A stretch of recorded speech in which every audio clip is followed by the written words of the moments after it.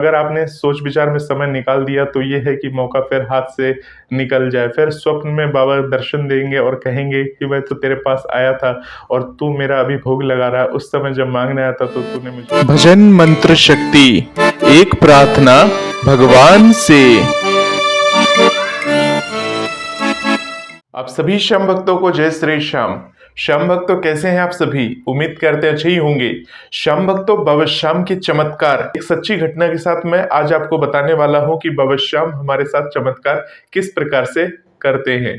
तो श्याम भक्तों, जैसा कि आप सभी को पता है कि हम अपने इस चैनल के माध्यम से आपको हर एकादशी पर बाबा श्याम के दर्शन कराते हैं। हालांकि आप में से बहुत सारे लोग बाबा के दरबार खुद चले जाते हैं और वहां बाबा के दर्शन करके आते हैं, परंतु श्याम भक्तों, जो भक्त बाबा के दरबार नहीं जा पाते हैं, अपने घर बैठे बैठे लाइव अर्जी देते हैं, जिसे हम बाबा के दरबार में जाके बाबा के समक्ष पढ़ते हैं। और ऐसा माना जाता है कि कोई अगर आपकी अर्जियों को बाबा के समक्ष पढ़ता है तो आपकी बात बाबा तक जरूर पहुंचती है और आज नहीं तो कल तक आपकी अर्जी पूरी जरूर होती है। तो बाबा श्याम के बहुत सारे चमत्कार है। यानी जब तक हम आपको बाबा के दर्शन करा रहे हैं, यानी ऐसी बात नहीं है कि कोई 1 घंटा 2 घंटे की वीडियो होती है, मुश्किल से 15-20 मिनट। कभी तो ऐसा हुआ है कि 25 से 30 मिनट तक का एक आध बार वीडियो बन गया है, परंतु हम कोशिश करते हैं 15 से 20 मिनट के अंदर आपको बाबा श्याम के दर्शन कराएं और बाबा श्याम के समक्ष प्रस्तुत होकर आप बाबा श्याम को लाइव अर्जी दें और उस अर्जी को हम वहां पर पढ़ सके। हम भक्तों, ऐसे ही अर्जी हमने मोक्षदा एकादशी के दिन लगाई थी। आप सभी की अर्जियों को हमने पढ़ ली।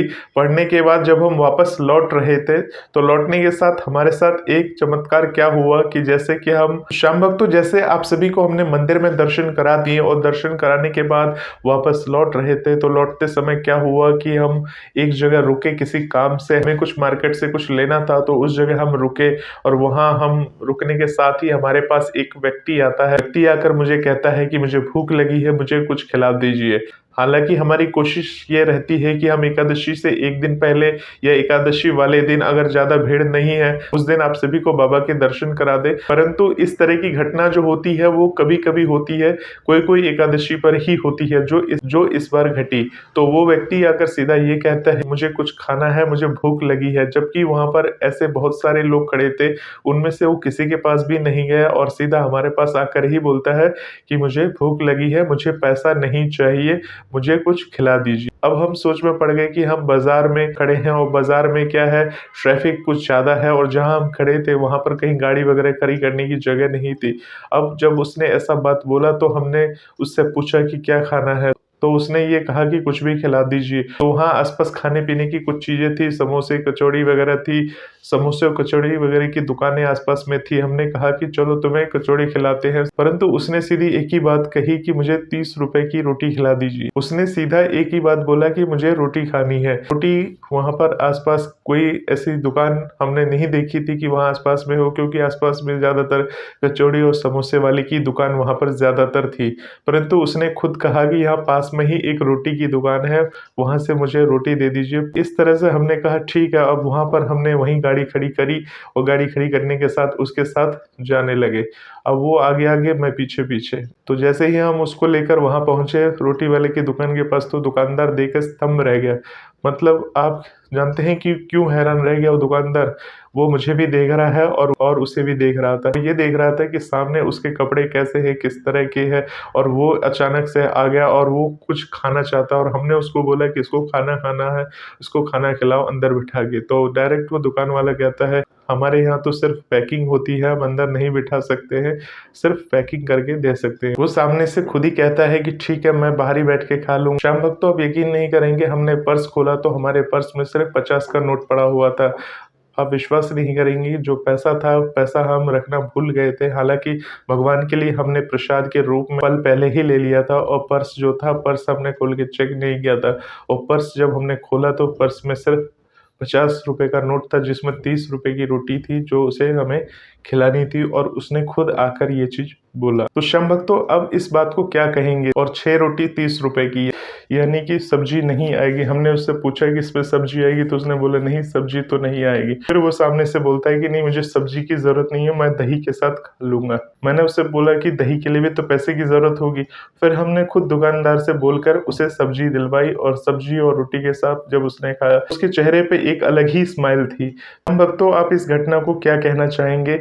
ये तो आप कमेंट बॉक्स के जरिए बता सकते हैं कि क्या कभी आपने इस तरह से किसी की मदद की है, कभी किसी को खाना खिलाया है? जो खाना खिलाने में मजा आता है वो किसी और चीज में नहीं है। श्याम भक्तों, अगर आपके पास पैसे हो न हो, भगवान की कृपा तो जरूरी बनती है। भगवान किस रूप में कब कहाँ आएंगे ये तो कोई नहीं जानता। तो इसका मतलब ये नहीं है श्याम प्रेमियों की, जैसे कि मैंने आपको बताया कि मेरे साथ ऐसा ऐसा हुआ, ये बहुत बड़ा चमत्कार है।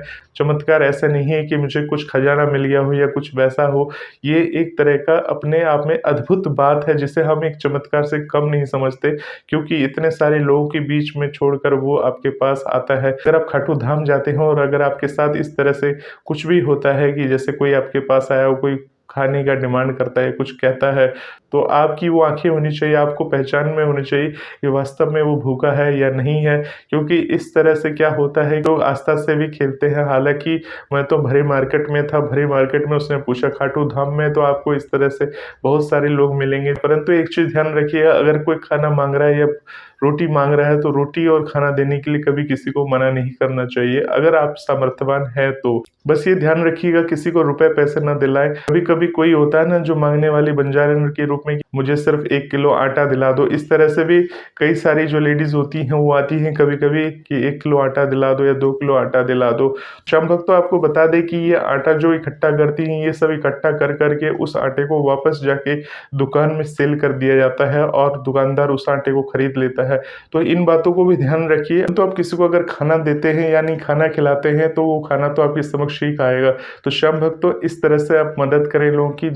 श्याम भक्तों, इस बात को कहने का मतलब ये नहीं है कि सभी आदमी एक ही जैसे होते हैं, परंतु हमने ये देखा है, अपनी आंखों से देखा है कि एक मांगने वाला काफी सारे आटा इकट्ठा करके लाया और एक दुकानदार उस आटे को कम रेट में उससे वापस से खरीद रहा था। यानी जो मांगने वाले होते हैं इतने सारे आटे इकट्ठे करके ले जाते हैं, ये क्या ये उनका रोटी बना के खाएंगे? जी नहीं, ये जाकर क्या करते हैं, दुकानदार को बेचते हैं और फिर दुकानदार से पैसा लेते हैं, उसके बाद अपनी जरूरतों की चीजों को पूरा करते हैं। अगर कोई आपसे मांगने आएगा तो आप ज़्यादा से ज़्यादा 2 रुपये, 5 रुपये, 10 रुपये ज़्यादा से ज़्यादा देंगे, परंतु अगर आटा 1 किलो अगर आप किसी को दिलवाते हैं तो उसकी कीमत कम से कम 35 से 40 रुपये तो होगी ही होगी। और इस तरह से उसने 4-5 लोगों से भी आटा ले लिया, तो आप समझ सकते हैं कि क्या रहता है। तो इस तरह के लोगों को आप परखें, आप जहाँ भी जाए, खाटू धाम जाए या किसी भी जगह जाए, अगर आपसे कोई कुछ मांगता है तो सबसे पहले आपको परखना चाहिए कि वास्तव में इसको ज़रूरत है या सिर्फ ये लेकर क्या करने वाले हैं। तो श्याम भक्तों, ये तो एक दूसरी बात थी, परंतु जो चीज़ें हुई हैं वो चीज़ें मैंने आपके साथ शेयर की है।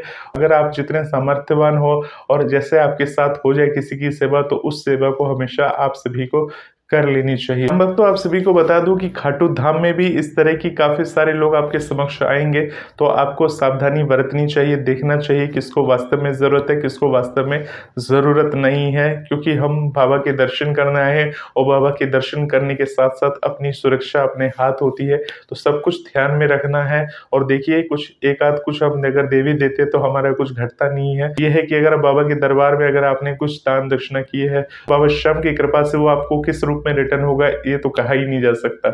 श्याम भक्तों, बाबा श्याम की महिमा अद्भुत है। वो किस रूप में आपके समक्ष आएंगे, किस रूप में प्रकट हो जाएंगे, क्योंकि भगवान खाटू धाम में हो या कहीं भी हो, आपके समक्ष रहते हैं। वो किसी भी रूप में आपके समक्ष आ सकते हैं। और भगवान को अगर आप उस रूप को पहचान नहीं पाए, अगर आपने सोच विचार में समय निकाल दिया, तो ये है कि मौका फिर हाथ से निकल जाए। फिर स्वप्न में बाबा दर्शन देंगे और कहेंगे कि मैं तो तेरे पास आया था और तू मेरा अभी भोग लगा रहा है। उस समय जब मांगने आया था तो तूने मुझे फटकार दिया था, मना कर दिया था। तो श्याम भक्तों, ये अपने आप में सोचने वाली बात है। इग्नोर करने के लिए तो हम सभी को इग्नोर कर सकते हैं। जब भगवान ने हमें बुद्धि दी है तो अपनी बुद्धि को इस्तेमाल करते हुए हमें इन बातों को जरूर सोचना चाहिए, जरूर ख्याल रखना चाहिए। बाबा श्याम हमें समय समय पर इस तरह से इशारा देते रहते हैं, तो चिंता मत कर, तेरे पास हूँ। देखिए, जिस प्रकार से उस व्यक्ति ने ये बोला कि मुझे 30 रुपए की रोटी खानी है, 30 रुपए की रोटी खानी है। अब 30 रुपए में कितनी रोटी आएगी हमने उससे नहीं पूछा, उसने सिर्फ बोला 30 रुपए की रोटी खानी। 30 रुपए की रोटी मांगी और हमने उसे 30 रुपए की रोटी खिला दी। परंतु अब देखिए कि उसने एक बार भी ये नहीं बोला कि मुझे सब्जी खानी है या क्या खाना, सिर्फ उसे रोटी खानी थी और उसने बाद में बोला कि सब्जी यहाँ पर फ्री नहीं मिलता, उसके लिए अलग से पैसे पे करने पड़ते हैं। हालाँकि हमने बाद में उसके लिए ये व्यवस्था करवा दी, उससे कह के सब्जी करवा दिया था, परंतु ये है श्याम भक्तों भगवान को भी पता रहता है कि आपकी जेब में क्या पड़ा है, क्या नहीं पड़ा है। श्याम भक्तों बाबा श्याम की ऐसी ही महिमा होती है, तो ऐसे ही बातों को सुनने के लिए, बाबा श्याम से जुड़े रहने के लिए भजन मंत्र शक्ति चैनल से जुड़े रहें। बाबा श्याम की ऐसी महिमा बनी रहेगी। जय श्री श्याम।